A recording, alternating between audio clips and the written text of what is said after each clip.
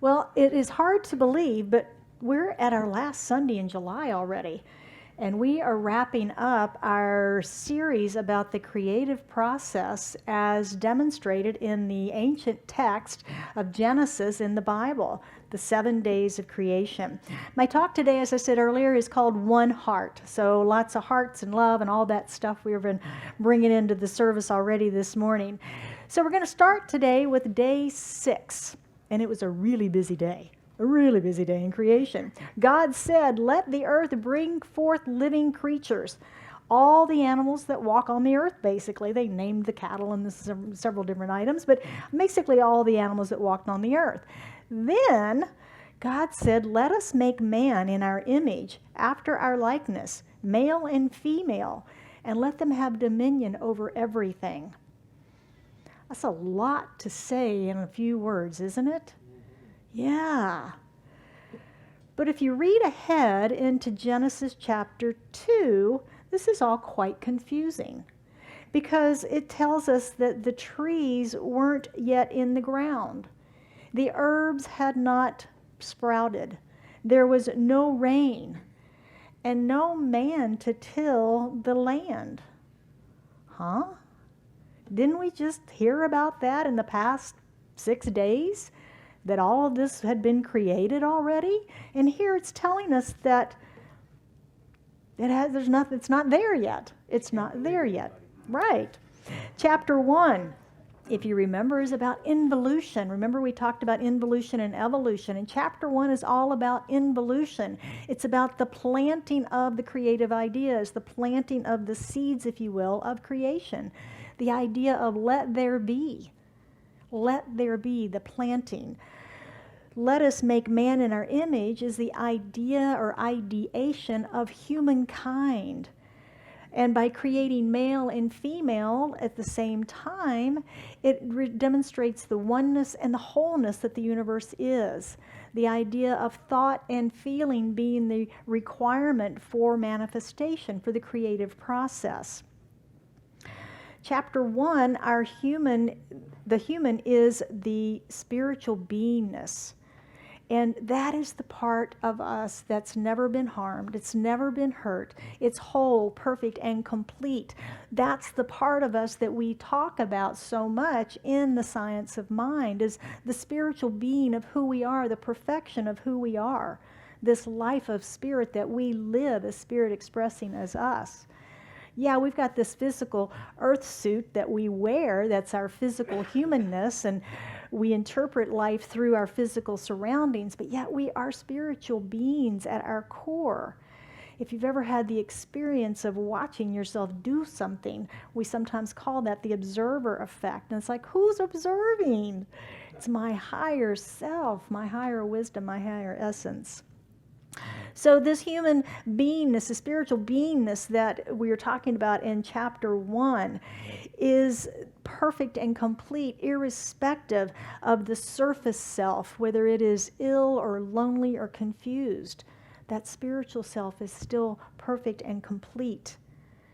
And if we think about our spiritual mind treatment, the first 2 steps. Step 1 is recognizing God as all. Step 2 is our unification with that in spirit. We unify in the wholeness of the one. And this is the potential that is born within each of us as we take on this human expression. That is the life essence, the spark of the divine that is born into each of us. It is the involution. It is involved in us. It is up to us then to evolve that individually through ourselves, however we choose. Eric Butterworth, who wrote our book of the month that we're using this month called The Creative Life, he gives us a wonderful affirmation. He says, "Within me is the unborn possibility of limitless living, and mine is the privilege of giving birth to it." Mine is the privilege of giving birth to it. The unborn possibility. It's a great reminder to us of who we are and what we get to do here.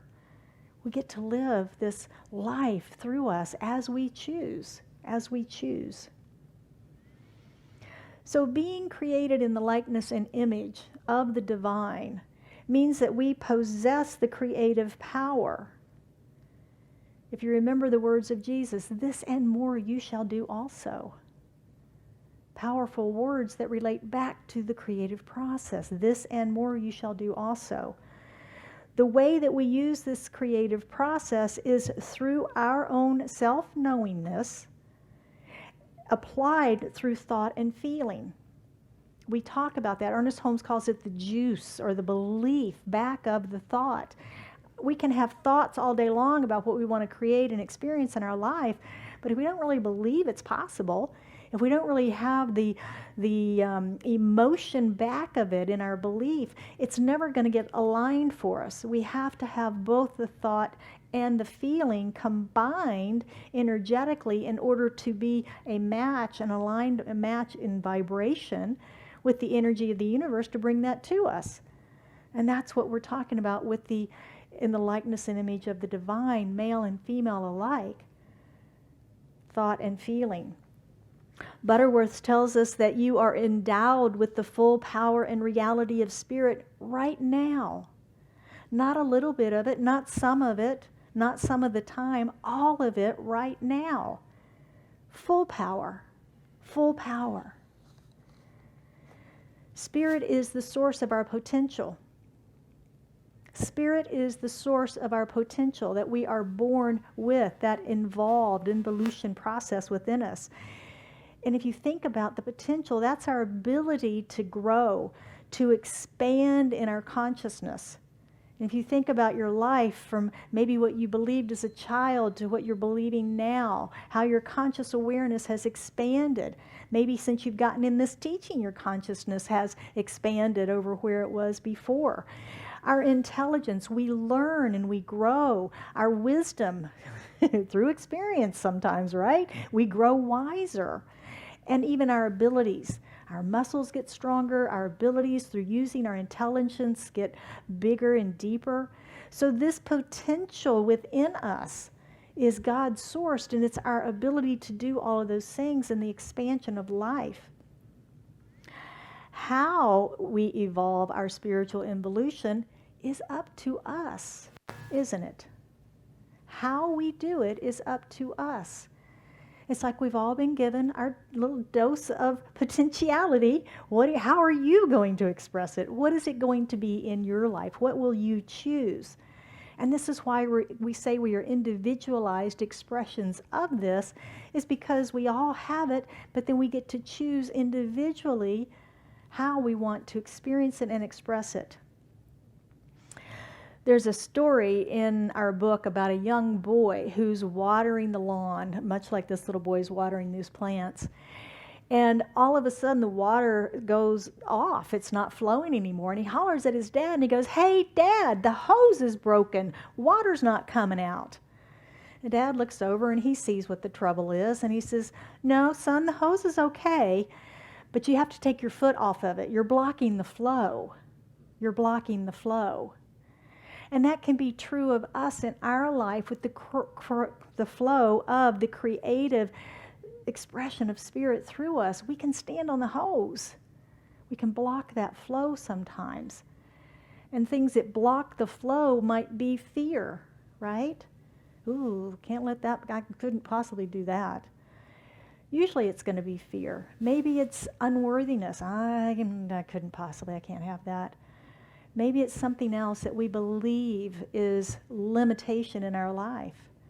And we step on the hose of creativity and not allow that to flow through us.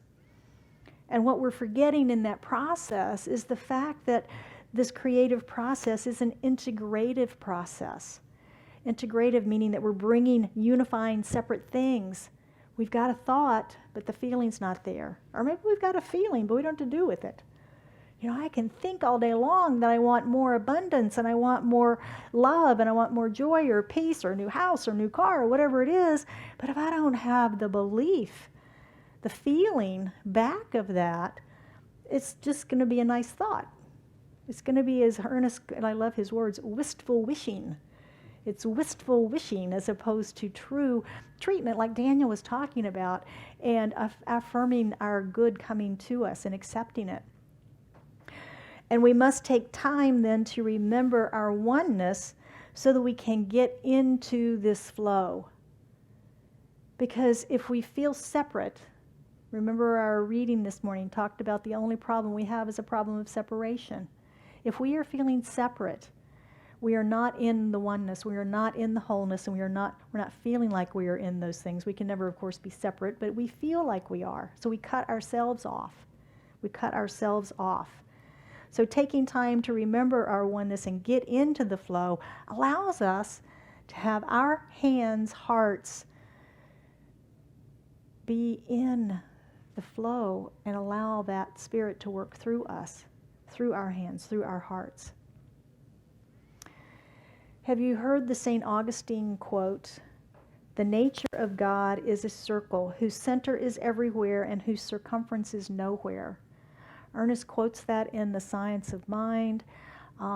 We see it in a lot of different places, but it's really applicable here because it's a fabulous reminder to us that if the center of God is everywhere, then the center of God is right where you are, right now, right here. You hear us say there's no place that God is not. All of God is right here, present now, in, through, and as me. That's what this means. The nature of God is a circle whose center is everywhere and whose circumference is nowhere. And we are in that center of the divine. Sometimes we can get distracted by all the things on the outside and think that the circumference is the part that's controlling our lives, rather than being in that center of the divine. So day 6 is remembering that we are spiritual beings, created in the likeness and the image of the divine, whose center is right where we are now. It's taking us back to wholeness. It's taking us back to remember that we are created in the likeness and image. And so we're now immersed in a creative field of possibility and filled with potential to be revealed as we choose. As we choose. Do you feel more powerful? Yeah, you get to choose. You've got it all. And you get to choose how to express it. How little or how much? And the last part of that day 6 was we have dominion. We have authority. That's what that means. We get to choose. We have authority. We have control over all. As much or as little as we accept. As much or as little as we accept. So that's the end of day 6. Are you tired? It's been 6 long work days, hasn't it? Oh my goodness. A lot going on in those 6 days. So let's move to day 7, the final day of creation. And on the 6th day, God finished his work with works which he had made, and he rested on the 7th day. Anybody else have a vision similar to this growing up as a child?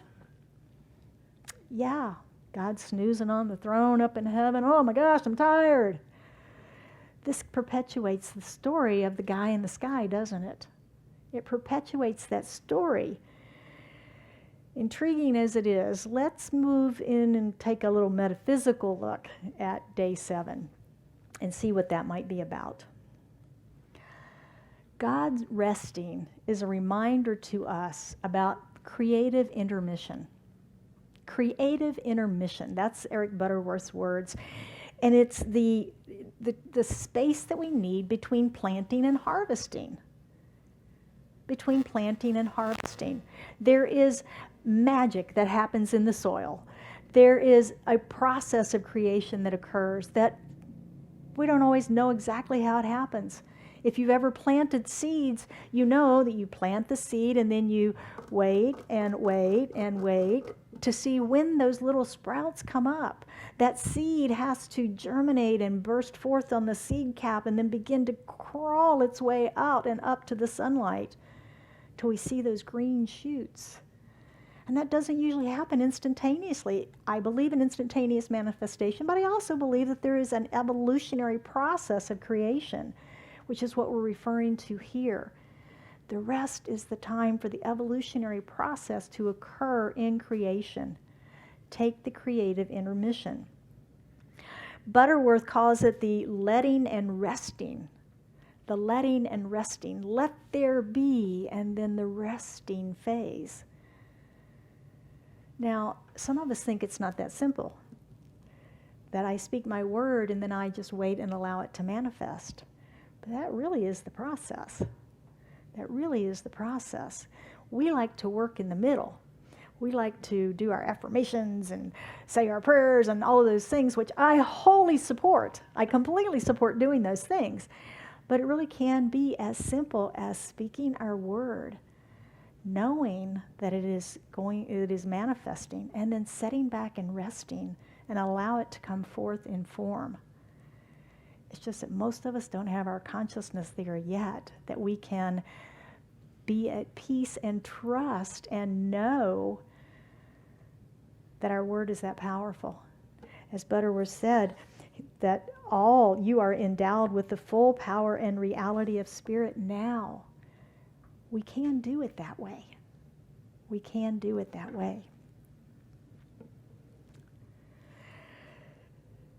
So first we let there be. We speak our word. We plant our ideas into the creative medium of the universe. And then we rest. Remember the gratitude step in our affirmative prayer? We recognize God as all.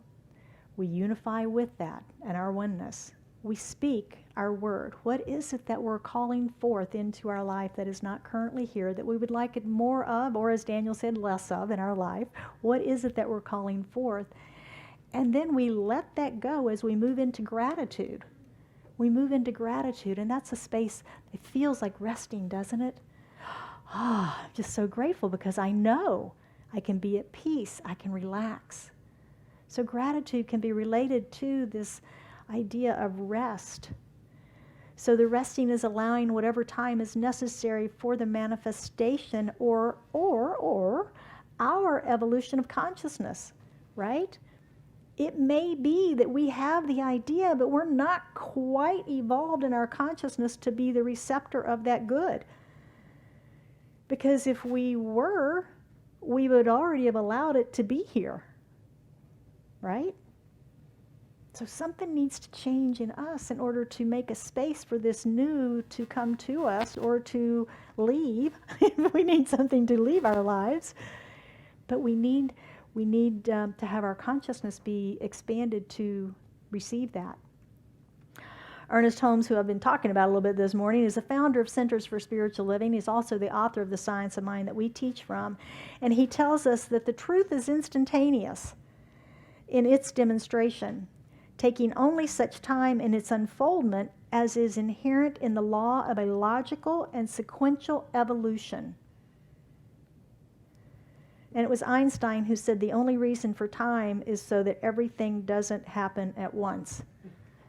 Imagine how confusing life would be if everything happened at once.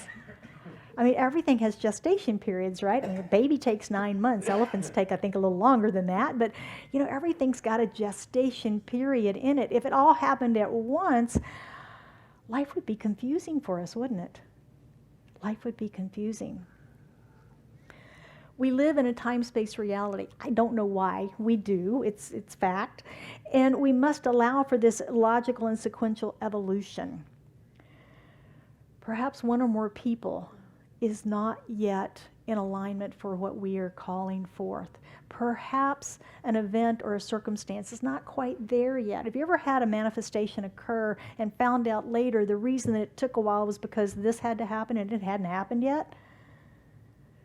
I have had those things that occur, and it just reinforces the fact that once we speak our word into law, everything begins to conspire on our behalf to come forward and create that for us. But it doesn't always happen instantaneously. Holmes tells us it's instantaneous in its demonstration. It's just that we don't see it necessarily instantaneously. It must evolve in all of the circumstances that have to come together. It may take a little time, but that's where our faith and our belief come in.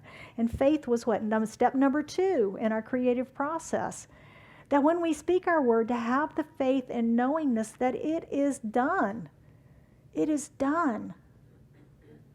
And to hold that faith and not doubt and not dig up that seed to see if it's growing or if it's putting up green sprouts yet. But to have faith. And again, it may be our own consciousness that's not yet quite expanded enough to receive that good. I want a new job, but I'm still so cranky about my old job and upset about it and mad at the people and everybody there and mad at myself and mad that, am I going to be a good employee in my new job? Not really. I need to expand my consciousness into receptivity and creativity and joy and getting along with people perhaps before that can come to me, because I'm not a match and an alignment to that yet. The same is true in relationship and in finance and every area of life, that we must be that match. We must expand our consciousness to receive that which we are seeking. And then we wait, we rest, we have patience with expectant joy, with expectant joy. We know that rest is a natural part of life. We work and we recharge ourselves, our physical bodies. We know that. Think about your electric car. If you've got an electric car, you drive it for a while and the battery goes down, what? You have to stop, rest, and plug it in to recharge for a while. Then you can unplug it and it'll take you around town again. But then it gets depleted. It needs a rest and recharge. And the same is true with us. The same is true in the creative process. Many things in life require this creative intermission, the resting period. Our spiritual life does. Our spiritual life does, and we call this meditation, contemplation, reflection. It's the infilling and the outpouring. The infilling and the outpouring. We outpour in our service to others, our service in community. We infill with our message on Sundays, with our classes, with our spiritual practices. We fill ourselves back up again so that we are ready to outblow that good again. The example of rest on the seventh day teaches us that not only did God give us the example of rest in the story, but also blessed the day and sanctified it as the Sabbath. That's the other part of the story. Sanctified the day and blessed it as the Sabbath, a day of rest. This is a great example for us to remember. A great example for us to remember. Anybody have blue laws growing up? Yeah. Blue laws were where everything was closed on Sunday. Nothing was open. And we had them in Virginia as I was growing up. I don't think they changed until maybe the 1970s. And it was the enforced Sabbath, so to speak, and everybody was expected to go to church on Sunday. But then a whole bunch of other people think that it's Saturday. God started working on Sunday, not on Monday. Which day did he start working on? I mean, come on, which day is the Sabbath? Well, in today's modern times, I would say the Sabbath is whatever day you make it. Whatever day of rest is the day that you make it. I took a little bit of a day of rest on Friday. And it was such a nice, lovely, rainy day. And I got up as usual and walked into the office. And I got about 2 steps in, and I stopped, and I didn't even turn the light on. I turned around and walked out. I was like, okay, the ceiling didn't fall in. Let's see what happens. Got a cup of tea, and I just sat down in the living room. And I sat there for several hours. And I was just kind of in a state of being and not thinking about what I needed to do or had to do, and I just let it all go. I put it on a back burner. I took a Sabbath. And I highly recommend it. Just that time of pause, that time of rest, that time of making it sacred and making it holy. So take time to pause in the creative intermission to bless your work, your time of rest, whenever that may be, whatever day of the week. Maybe it's Friday is your 6th day and Saturday is your Sabbath, whatever it may be. Bless your work. Pause. I had a good week. I did well. I created. I was kind. And celebrate your Sabbath. So let's look at some practicing the principles and see how we might be able to use this creative process in our life. Now, if you are not signed up for Mindful Monday, that's a newsletter that we send out on Monday mornings, and it gives you a recap of the talk, the quotes, some of the notes, and all of our spiritual practices in detail that you can then use throughout the week as part of your spiritual practice in creating the light and applying these principles, really. So number 1 is image and likeness. Now, this practice I just took right out of Eric Butterworth's book because I thought it was a pretty good practice. And it says, use a meditation practice to let the energy of the following words move through you. And of course, it's the words, let us create man in our image and likeness, male and female alike. And just allow yourself to take those words in and take yourself back to creation, back to your creation. Be the observer. You're witnessing your creation. Feel yourself unlimited by space or time. So you can check out of the time-space reality here and understand and accept your eternal essence, because that's what we're talking about here. It's the planting of the idea of humanity, and it is the essence of who we are. It is the spiritual beingness of who we be. Reflect on that. Number 2 is take time to be holy. Now that's an old Christian hymn if you've ever heard that one, but I love the idea of taking time to be holy. Centering in spiritual practice is critical to our remembering the truth of who we are. We are spiritual beings. Do you know that? We are spiritual beings, exactly. And our oneness and our wholeness is in all of life. So this week I'm going to invite you to commit to a daily spiritual practice. I know most of us have one of some sort or the other, so I'm going to ask those of you who do have a daily practice, add one. Oh no, really? Yes, add one, okay? Commit to doing something else. Add something, if you've got a morning practice, add something a little later in the day. An example is setting your alarm clock at 10 a.m. every day and turning off all of your screens, your computers, your phones, and everything, not being disturbed, stepping out of your office if you're in an office environment, but just checking out for 10 minutes and pray or meditate or affirm or just be in silence. There's a story of a gentleman that does this, and he closes his office door, turns off everything. Everybody knows not to disturb him, that that's his time of spiritual practice. It's also said that he never goes to church. I don't recommend that. But he's taking time out of his day, every day, for a spiritual practice, a time to connect with his own beingness, his own spiritual self, and the God of his higher understanding.